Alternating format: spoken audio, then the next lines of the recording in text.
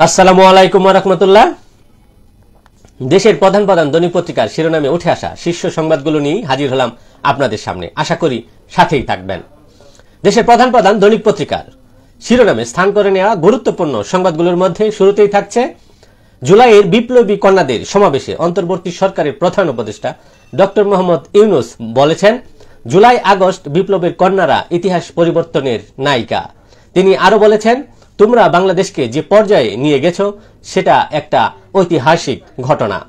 এই ঐতিহাসিক ঘটনার নায়িকারা যা ঘটিয়েছে তা পৃথিবীর কোথাও খুঁজে পাওয়া যাবে না।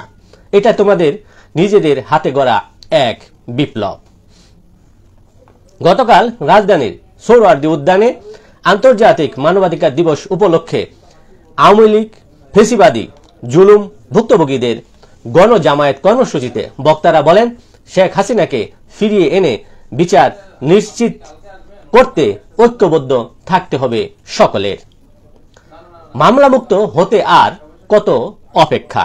খালেদা জিয়া বিরুদ্ধে 7টি এবং তারেক রহমানের বিরুদ্ধে আরো 30টি মামলা। অন্তর্বর্তী সরকারের ক্ষমতা গ্রহণের 4 মাস অতিক্রান্ত হলেও এখনো মামলামুক্ত হতে পারেনি খালেদা জিয়া এবং তারেক রহমান।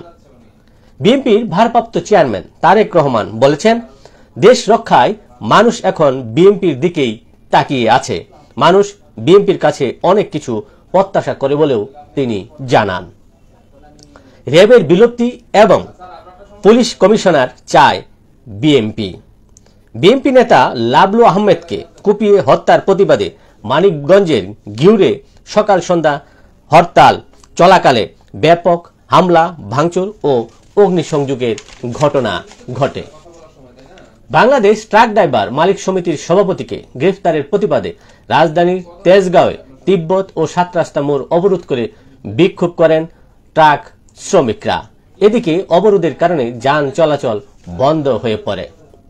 বাংলাদেশে সংখ্যালঘু নির্যাতনের বিরুদ্ধে দিল্লিতে বাংলাদেশ হাই কমিশন অফিসের কাছে বিক্ষোভ হয়েছে।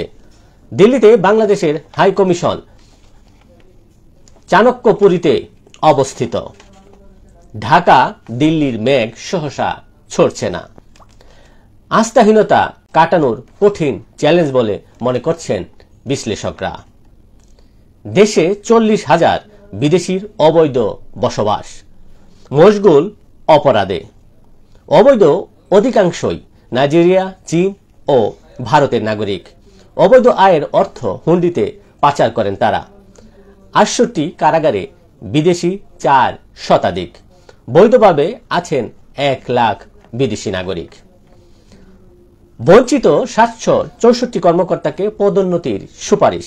সচিবালয়ে বঞ্চিত কর্মকর্তাদের বৈঠক দ্রুত প্রজ্ঞাপন জারির দাবি। পর্যালোচনা কমিটির প্রতিবেদন। সংবিধান সংস্কার কমিটির জরিপ। নির্বাচনকালীন নির্দলীয় সরকারের পক্ষে মত। বেশিরভাগ মানুষ চান প্রধানমন্ত্রী পদে এক ব্যক্তি সর্বোচ্চ 2 বার। ভারসাম্য আনতে রাষ্ট্রপতির ক্ষমতা বৃদ্ধি বলেও মত দিয়েছেন জনগণ। সংসদের মেয়াদ নিয়ে মিশ্র মত দেখা গেছে জরিপে। দেশের প্রধান প্রধান দৈনিক পত্রিকাগুলো তাদের আন্তর্জাতিক খবরে যে খবরগুলো গুরুত্ব সহকারে ছাপিয়েছেন তার মধ্যে শুরুতেই থাকছে সিরিয়ার প্রেসিডেন্ট বাশার আল আসাদের পতনের পর ব্যাপক ইসরায়েলি হামলা, ভূখণ্ড দখল। তেল আবিবকে করা হুঁশিয়ারি সৌদি, ইরান ও কাতারের। রাশিয়ার মর্যাদার উপর আঘাত এনেছে আসাদের পতন বলে বিশ্লেষকরা মনে করেন।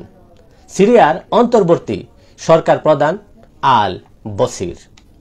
সিরিয়ায় 1.5 কোটি মানুষের মানবিক সহায়তা প্রয়োজন। শরণার্থীদের আশ্রয় দেওয়া বন্ধ করল ইউরোপের কয়েকটি দেশ। খাবার ওষুধ সরবরাহ করছে কাতার।